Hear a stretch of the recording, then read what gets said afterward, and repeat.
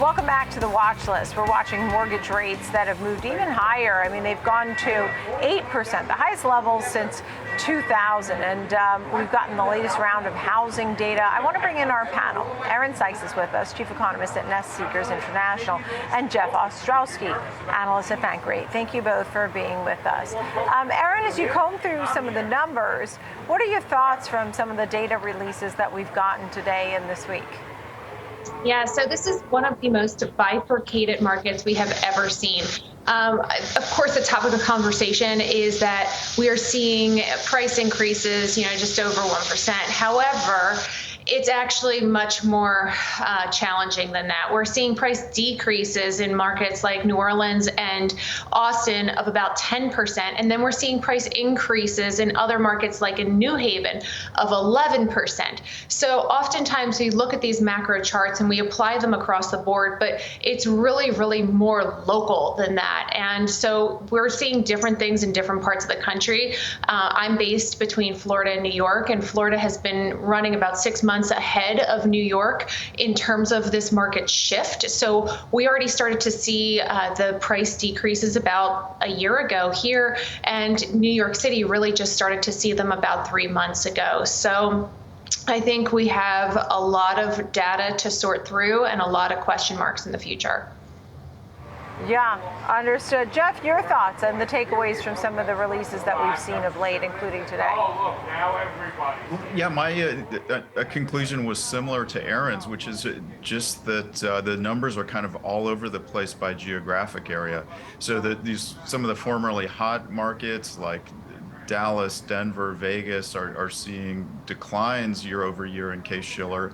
And then some of the markets that everyone had sort of given up on, like Chicago, New York, Detroit, had the biggest gains. And then Tampa, which had been hot, showed no gains year over year. Miami's cooling a bit. So yeah, just an interesting shift in hot and cold markets, and some of the formerly cold markets look to be the hottest markets right now. Yeah, understood. So, Erin, something that you've been talking about, Goldman Sachs also put out and dropped their 2024 forecast for housing, where they did see high prices and high mortgage rates and the lowest number of existing home sales since the early 1990s. Your thoughts and your outlook for people that want to buy and sell homes? So there's a lot of cash on the sidelines. There's a lot of interested buyers on the sidelines. And of course, they're hesitant to pull the trigger at 8% plus on a mortgage rate. Now, that said, we don't expect to see these mortgage rates pull back anytime soon. But we have inventory that's been stagnant on the market for 6 months, sometimes even a year, which means that there's opportunity. And this is what I really want to hit home today, is that if you are looking to purchase, now is actually an opportune time. You don't want to move with the herd. You want to move against the grain. So you can go in and you can start to lowball offers, and you're going to lock in a price that is lower than it will likely be in the coming years. But then you can refinance your interest rate. And I know this is a caveat that is a huge asterisk, but most likely within the next 5 years or so, rates will be in that 5 to 6% range again. So lock in a low price now at an interest rate that you can afford, with the hopes of then refinancing that rate later. Look, I mean, and it depends how much. I mean, Jeff, what do you think? Do you agree with that? Yeah, I would agree. And Bankrate recently surveyed Americans, and we found about half of Americans said now is a bad time to buy a home. And I would push back against that conclusion a bit. I would agree with Erin. A year ago, the conventional wisdom was wait to buy a house. We're going into recession. Home prices are going to come down. Mortgage rates are going to come down. Instead, we've seen the opposite. No recession. Home prices still rising nationally. Mortgage rates up to 8%. So there's no guarantee that if you wait, that things are going to be better a year from now. In fact, given this intense this intense shortage of homes for sale, it seems likely that the prices are going to stay here and maybe even go higher. So yeah, I would say if you're in a position to buy, if you're financially ready to buy, just buy the home and try not to time the market.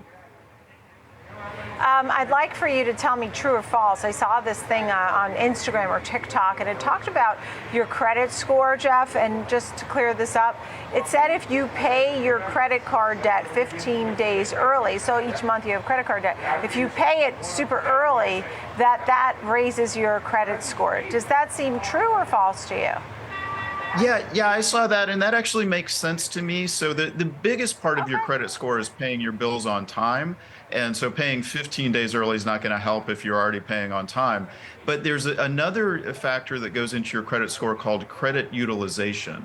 And that basically just looks at how much of your available credit are you using. So just to give a real simple example, if you've got a $10,000 credit limit on your card, and you've only used 1,000 of it, that's better in the credit scoring model than having a balance of $2,000. So I think the advice there was around credit utilization and just sort of gaming that part of the credit score calculation. Right. And so yeah, I would say that's true. I mean, I don't know that you're going to get a huge bump from doing that, but if you're on the cusp of that 740 number, that's sort of the threshold for the best deals, then yes, it could make sense.